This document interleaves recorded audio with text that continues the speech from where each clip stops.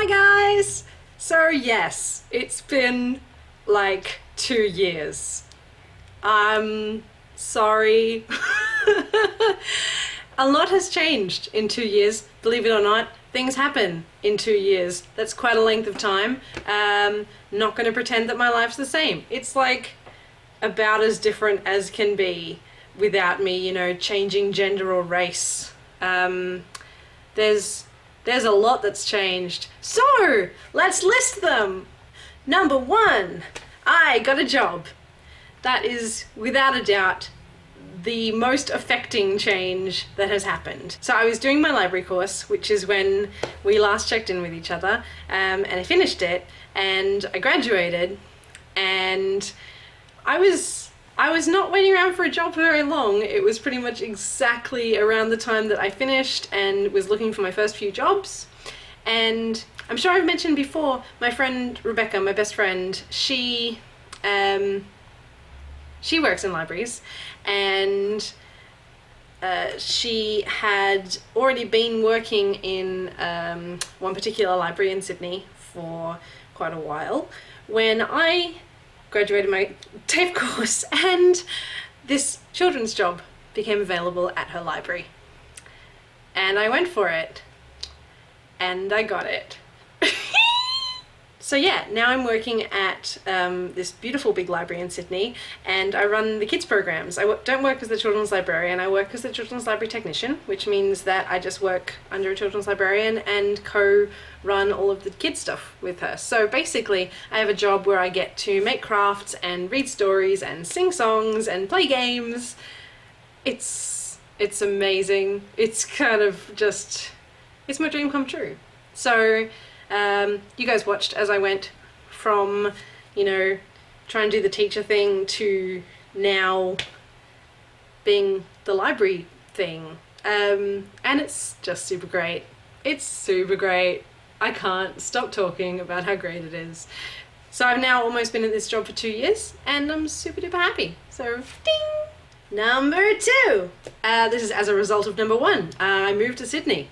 I'm no longer living in Wollongong in an apartment. I'm now living in Sydney in an apartment, which is great.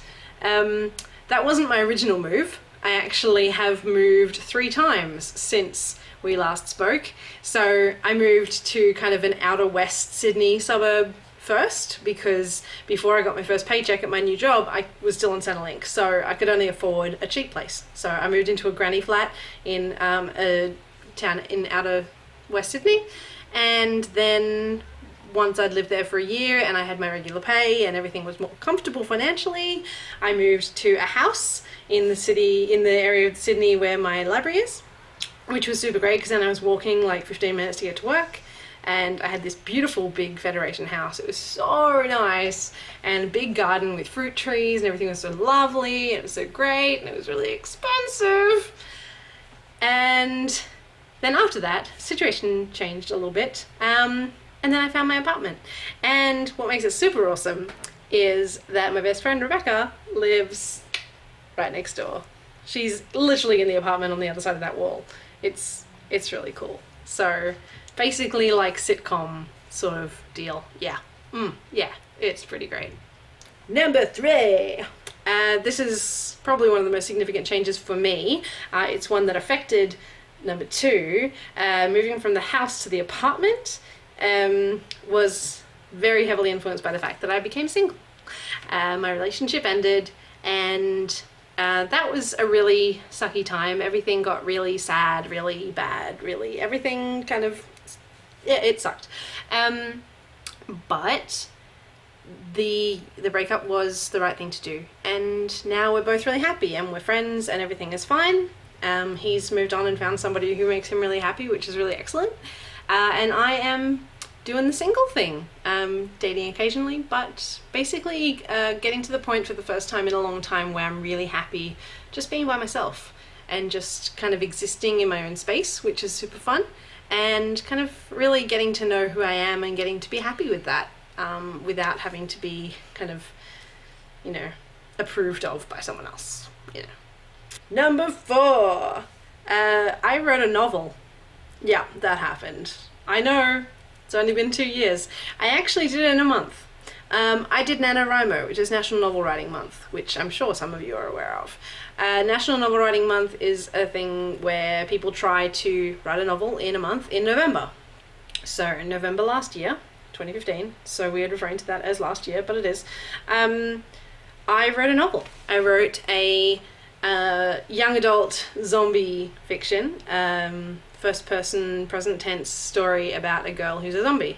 And it was super fun to write, and it's super fun to now read, and I'm super proud of it. And today I sent it to a publisher, which was really exciting.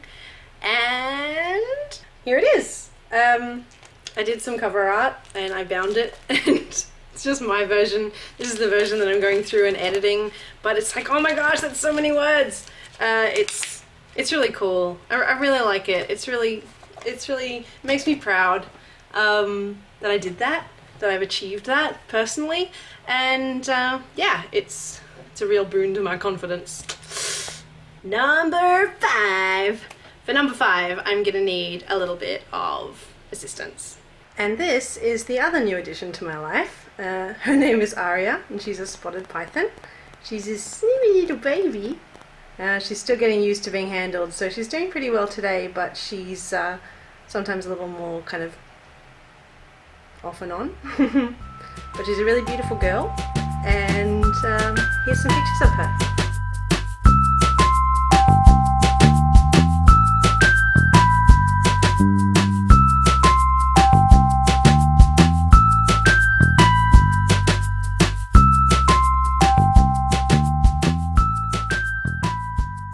Number 6.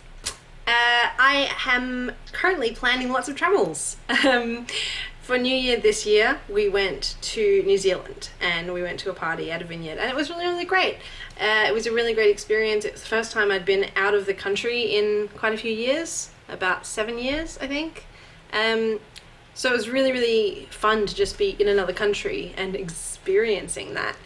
And so now we're really kind of hooked on this travel bug thing. So this year I'm going on a cruise in June, and then we've got a road trip planned for towards the end of the year, and then next year, I'm so excited. Next year I'm turning 30, and I'm, for my 30th birthday, going to take myself, and a number of friends are going to come with me, to Disneyland, California. And I'm so excited! I've been sort of tentatively planning a Disney trip for a long time, so it's really, really exciting to actually be planning something that's actually, I'm going to make it happen, and it's going to be so great. I'm going to be in Disneyland! I've only been once, and that was when I was a really young kid, so it doesn't count, because I don't remember it, but I'm going to go, and it's going to be great, and I'm going to take you guys with me. Not literally, I'm not taking you to Disneyland, I'm taking the camera, and I'm going to make a video. So you guys can feel like you're at Disneyland. I'm sorry, I'm not gonna buy you tickets to go to Disneyland. I'm sorry, I don't have that much money. Number 7. I came to terms with the fact that I don't want kids. I'd sort of come to terms with this before, but the last 2 years have really been kind of pivotal in my accepting of that fact. I sort of felt like I didn't want kids before, but now I've surrounded myself with a lot of friends who also don't want kids. And it feels really right, and I feel okay with that for the first time. And I've read a lot of things about child-free people and become very kind of at peace with the fact that I don't want kids, and that's not a thing that makes me less of a woman. It's not something that makes me less of a person. And if you're out there and you are somebody who's decided to be child-free, reach out to me and have a chat, because I'd love to talk to you about how the experience has been for you, because there's still such a strong social stigma against women especially who decide not to have kids. So yeah, and that's actually what I'd love to talk a bit more about. Now that you've had the update on the major elements of my life that have changed.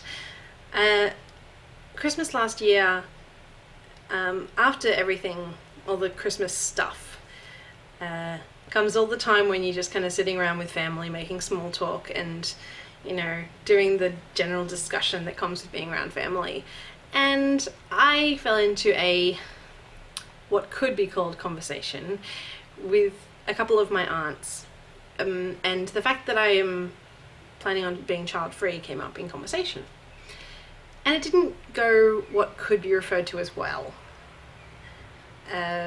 Basically, both of them made it very clear that they thought that that was not correct, and I would definitely change my mind, and I was making a bad decision for myself. But also the main drive of their argument was the fact that because I'm single and I'm dating and I've got online dating profiles, the fact that I was making that a public part of my online dating profile, that I didn't want kids, was a negative thing, because I would be minimizing my chances of finding the right person. Which confused me, because the idea of the right person is not just Mr. Amazing or Mrs. Amazing, it's Mr. Right for me. And Mr. or Mrs. Right for me is not going to want kids, because they have to be right for me. And if there's someone who wants kids, that's going to be a huge problem and make them not right for me. And they just couldn't get that into their heads, and it became this huge thing where I just felt completely attacked. And I heard all of the cliche arguments against being child-free, like this whole, oh, when you're old you'll have no one, and you know, you don't know love until you've known the love of your own child. And I was like all of these ridiculous cliche arguments that are constantly brought up against people, and again, especially women who decide not to have kids. And I'm like, I hear these things from everyone all the time. I hear these from people in the community, I hear these from people at work, I hear them from people on the internet. I don't need them from my family. But that's who they came from. So I was like, oh, okay, we're having this conversation. This is so fun. I love having this conversation. Let me now give you every freaking argument that I have planned and perfected over like the years of me knowing that this is what I want for myself. Really sorry I brought this up.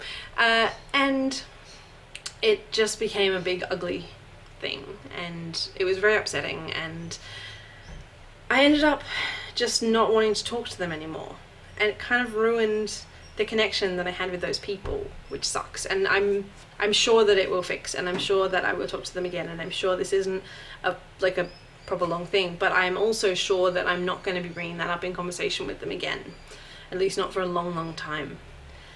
Because the lack of understanding that they showed just was so upsetting, and the lack of belief in the fact that I have, thought this through and come to terms with this as an educated decision, it just didn't seem to. The recognition just wasn't there, and that was really upsetting. So I guess what I'm trying to say is that if you're at all going through a similar situation, please note that you're not alone. I mean, it really sucks when that kind of stuff comes from family, because, sometimes family are the people who you can really always turn to in things, and sometimes they're just really not. And I hope that you have people to turn to if your family isn't those people, because I certainly do. And as soon as I was physically away from those people, I texted all of my friends, and they all said all the right things to make me feel better. And special note, even though she never watches my videos, my sister was incredible. And I just can't get over how supportive she was, and because she gets all of this stuff, I've spoken to her about all of this stuff, and she just understood, and she talked to me, and she calmed me down, and just told me everything I needed to hear about justifying the way they were, because they don't understand, and justifying the way that I was, and that it's okay, and that's super great. And I've just realized I left something really important off my list of updates. Number 8. I became an auntie. My sister had a baby, and I have a niece now, and she's just one of my favorite things in the entire world. I love her so much, and when my sister came to comfort me on Christmas night, she brought my niece with her, and she just placed my niece down next to me, and I was just immediately cheered up. Everything, every frustration, every bit of anger just melted out of me, and her smile is just amazing, and I'm just completely besotted. And that's what I want in my life. I don't want children of my own. I want to be that aunt who just obsesses over her nieces and nephews. Please, Mel, have more babies. Anyway, this has been a bit of a mess of a catch-up video. I will be doing more vlogs now. I actually only just decided to do this because I saw a recent video by Charlie McDonald, and I was just immediately like, yes, I want to vlog again. I don't know what it was about his video. It's the fact that he hadn't made one in a long time, and then it was just so refreshing to see him again, and it made me want to create something as well. So this is me catching anyone who happens to be out there in the void up on my life. And yeah, if you want to say hi, please do so in the comments. I'll probably be making more music videos at some point, maybe, I'm not sure, but primarily I'm gonna make vlogs, and I'll show you more of Arya as well as she grows and we experience more of each other. So yeah, hope you have an awesome day, and I'll speak to you again soon, maybe, possibly. Bye!